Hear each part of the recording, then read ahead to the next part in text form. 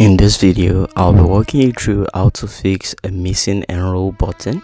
So if you are trying to get that 1-year extended security update and you just can't find the enroll now button, here is how to fix it.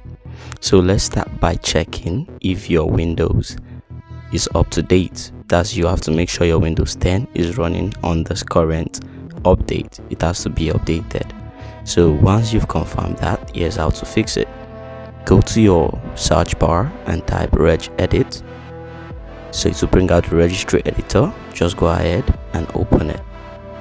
Go ahead and click yes, and now you can check the description. I'll provide the following text.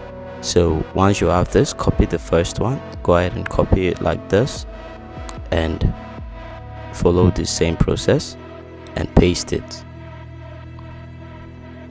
So once you've done that, you want to go to Windows, just like so, and go ahead and copy ComputerESU, and right here you want to create new and select key and go ahead and paste the text. So once you enter, now you have a ComputerESU folder, just like so. Now you want to go ahead and copy this text, copy it, right click and go ahead and select that and paste it. So you want to change this to that and click OK. So copy the second one, copy, do the same thing, new, the word and paste, and also change the value data to that and click OK. So go ahead and close everything, and now you want to restart your computer.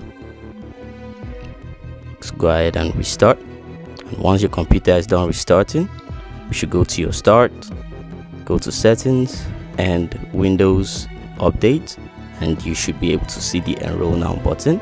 Thanks for watching. You're welcome. Kindly support my channel by subscribing. I'll see you in the next one. Peace.